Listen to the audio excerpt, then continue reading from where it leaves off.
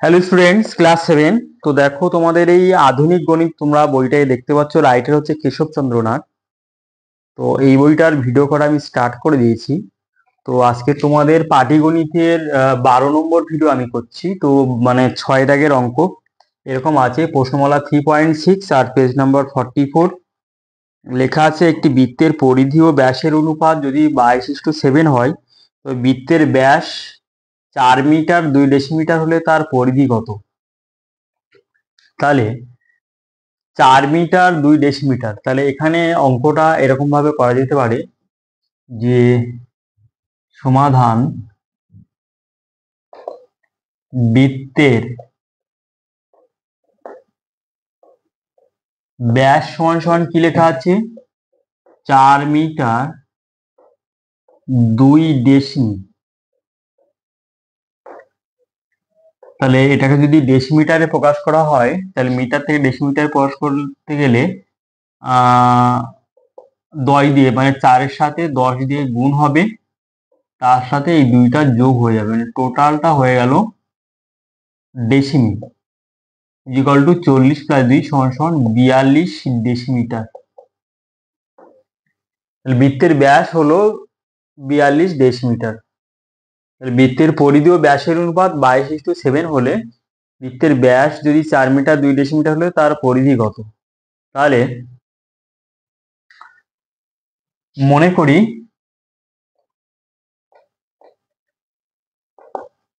বৃত্তের পরিধি সমান কত? পরিধি সমান 22x ডেসিমি এবং বৃত্তের ব্যাস সমান 7x ডেসিমিটার, যেখানে x > 0। তাহলে আমরা অনুপাতে থাকলে এইভাবে x ধরে আমরা করতে পারি, মানে একটা পার্টিকুলার সংখ্যায় কনভার্ট করে। তাহলে এখানে বৃত্তের ব্যাসের মানটা দেওয়া আছে 42, তাহলে শর্তানুসারে 7x এর ভ্যালু এখানে দেওয়া আছে 42। তাহলে ইমপ্লাইজ x এর ভ্যালু কি হবে? 42/7। অতএব x = 6। তাহলে এখানে বলছে যে বৃত্তের পরিধি কত, তাহলে বৃত্তের পরিধি হচ্ছে 22x। অতএব বৃত্তের পরিধি সমান 22x ডেসিমি সমান 22 × 6, 6 × 12 দিয়ে 132 ডেসিমিটার। তাহলে এখানে যেহেতু অঙ্কটার বৃত্তের ব্যাস এখানে মিটার আর ডেসিমিটারে ভাগ করে দেওয়া আছে, তাহলে আমরা ডেসিমিটারকে আমরা মিটার আর ডেসিমিটারে আমরা ভাগ করে লিখবো। তার মানে হচ্ছে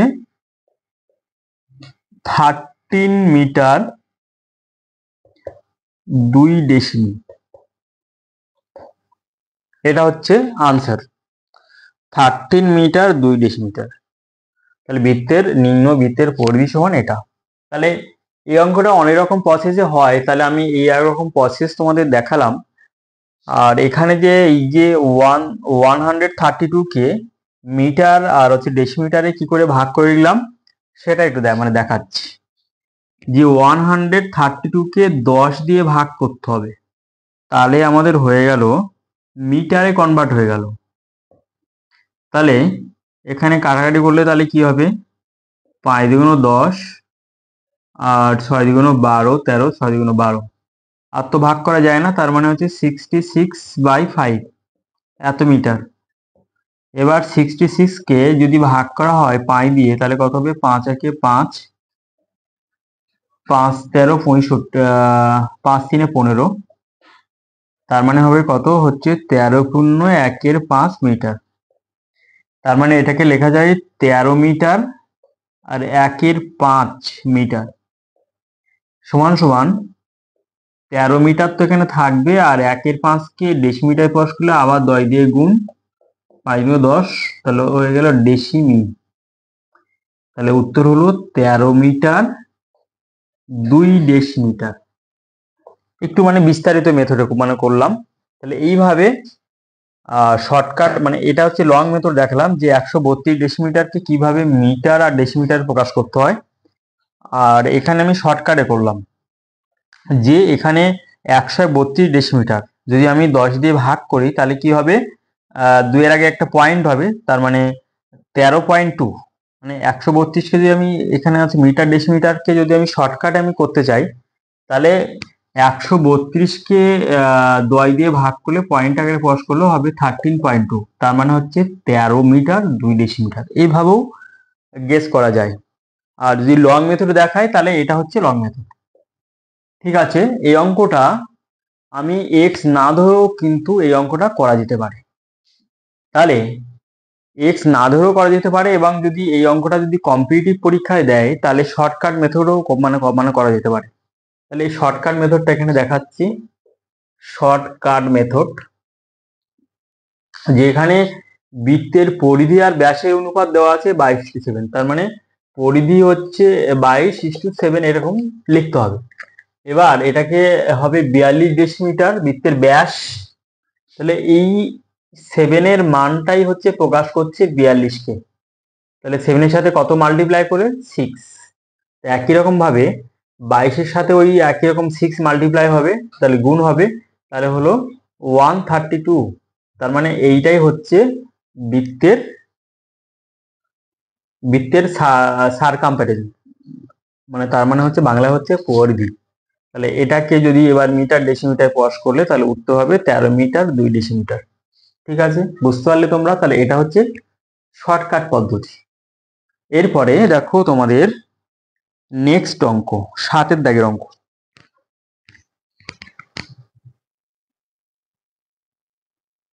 এর পরের অঙ্কটা আছে দুটি সংখ্যার অনুপাত 3:4, তাহলে এবং সংখ্যা দুটির লসাগু হচ্ছে এখানে আছে 180, তাহলে সংখ্যা দুটি নির্ণয় করো। তাহলে এই অঙ্কটা এভাবে করতে হবে যে মনে করি দুটি সংখ্যা যথাক্রমে 3x এবং 4x, যেখানে x গ্রেটার দেন 0 আমি ধরছি, x গ্রেটার দেন 0 অত চিহ্ন দেব। তাহলে এখানে এই দুটো সংখ্যার লসাগু, তাহলে 3x ও 4x এর লসাগু তাহলে কত হবে? তাহলে এখানে দেখো এক্সটা কমন আছে, তাহলে 3 ইন্টু 4 ইন্টু এক্স, তার মানে যেটা কমন পার্ট আছে সেইটা ছাড়া যেটা আনকমন পার্ট আছে, তার মানে 3 আর 4 এখানে আনকমন পার্ট, তাহলে এই আনকমন পার্টের সাথে কমন পার্টের মানে গুণ করতে হবে, অর্থাৎ মাল্টিপ্লাই করতে হবে, তার মানে হচ্ছে 12x। তাহলে অতএব শর্তানুসারে তাহলে এই 12x এর মানটাই ওখানে দেওয়া আছে 180, তাহলে শর্তানুসারে কি হবে 12x ইকুয়াল টু 180, তাহলে বা x ইকুয়াল টু কত হবে 180/12, তাহলে কত হবে 12 12, 6 12 5 60, তাহলে অতএব x ইকুয়াল টু 15। এখানে বলছে সংখ্যা দুটি নির্ণয় করো, তাহলে নির্ণয় সংখ্যা দুটি, তাহলে অতএব নির্ণয় সংখ্যা দুটি হলো যথাক্রমে, তাহলে 3x মানে 3 এর সাথে হচ্ছে 15 একবার গুণ হবে, আবার 4 এর সাথে 15 একবার গুণ হবে, তার মানে 45 ইন্টু 60, এটা হলো আনসার।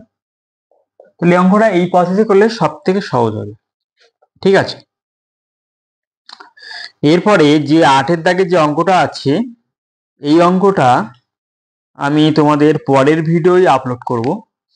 তো আজকের ভিডিও নাম্বার 12 তোমাদের এই পর্যন্ত থাকবে, আর পরের ভিডিও থেকে অর্থাৎ 8-এর দাগের অঙ্ক তোমাদের এর পরের ভিডিওতে আমি আপলোড করে দেবো। ঠিক আছে, এখন করলেও হয়, অঙ্কটা সহজও আছে, এমন কিছু নয় যে রামের টাকার 2/3 হরির টাকার 1/3 অংশের সমান, তাহলে তাদের মোট টাকা যদি 1400 টাকা থাকলে কার কাছে কত টাকা আছে। খুবই সিম্পল অঙ্ক। তাহলে অঙ্কটা করি, তাহলে 8-এর দাগের অঙ্কটা এখানে করে দিচ্ছি। আমি অঙ্কটা লিখছি না। রামের টাকার 2/3 অংশ আর হরির টাকার 1/2 অংশের সমান। তাহলে ধরি রামের কাছে এক্স টাকা আছে, তাহলে 8 অঙ্কটা করছি। ধরি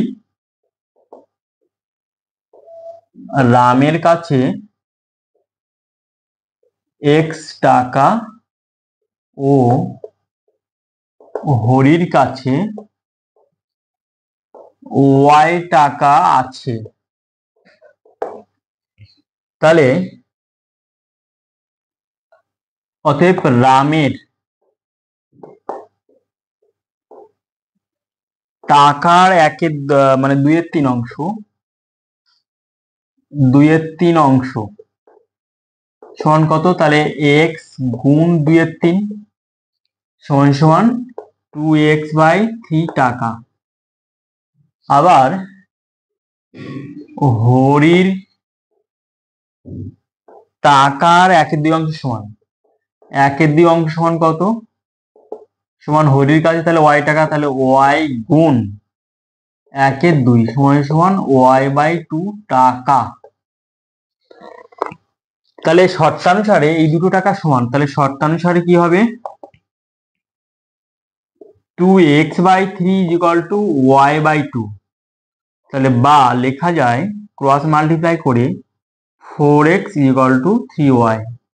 তাহলে দুজনের টাকা রেশিও বার করতে হবে। তাহলে x/y = কত হবে? yটা এখানে কার সাথে গুণ? কোনাকুনি, তাহলে এখানে 3 এখানে 4 হবে।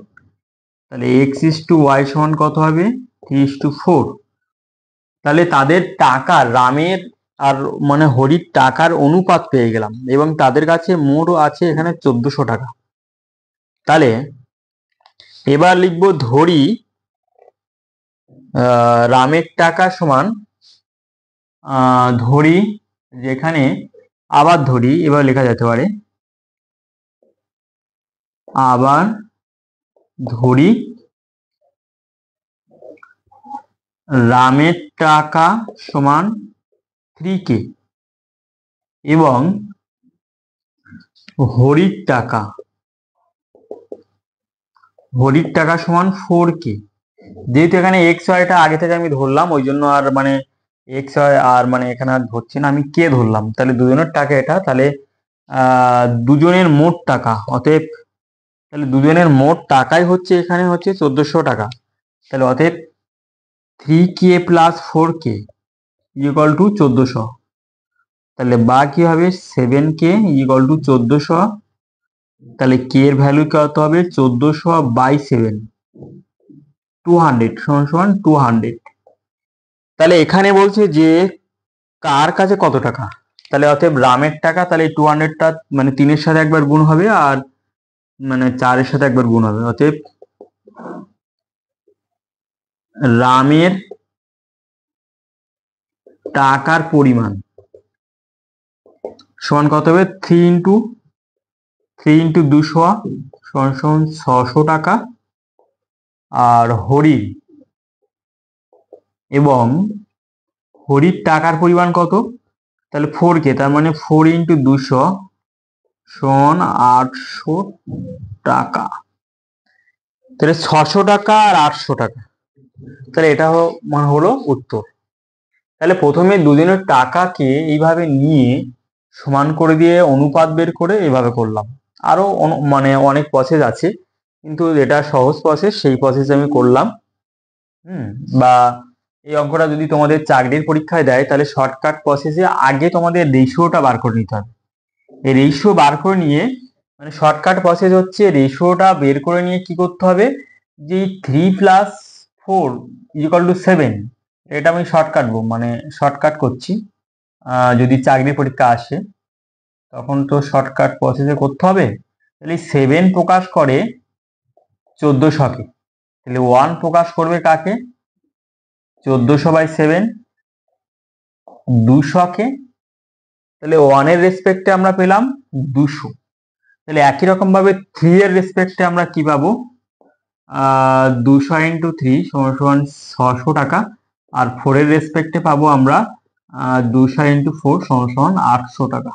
তাহলে এইভাবে শর্টকাট মেথড অ্যাপ্লাই করে অঙ্কটা সহজে মানে করা যেতে পারে এবং কম টাইমের মধ্যে এবং কম জায়গার মধ্যে। তাহলে এটা আমি শেখালাম শর্টকাট মেথড। তাহলে এই শর্টকাট মেথডটা করতে গেলে আবার আমি রিপিট করছি যে প্রথমে রেশিওটা বার করে নিতে হবে, রেশিওটা বের করে নিয়ে এখানে এইভাবে করতে হবে। ওকে, তো আজকের ভিডিও নাম্বার 12 এই পর্যন্ত থাকবে। আর এরপরে 13 নাম্বার অর্থাৎ এর পরের ভিডিও আমি শুরু করব 9-এর দাগ থেকে। তাহলে এর পরের ভিডিও যদি তোমরা অবশ্যই পেতে চাও তাহলে এই চ্যানেলটাকে অবশ্যই সাবস্ক্রাইব করে রাখবে এবং পাশে থাকা অল নোটিফিকেশন অন করে রাখবে। ওকে, যেন হচ্ছে মানে এর পরের ভিডিও আপলোড করার সাথে সাথে তোমরা যেন নোটিফিকেশন পেয়ে যাও। ঠিক আছে, তো ব্যাপারটা হচ্ছে যে আমি ইউটিউবের মাধ্যমে এইভাবে তোমাদের সুন্দর করে ব্যাখ্যা সহকারে যে কেসিনাগের অঙ্ক শেখাচ্ছি, তো মানে যাতে করে তোমাদের অঙ্কের বেসটা একদম যেন মজবুত হয়ে যায়। ঠিক আছে, ওকে।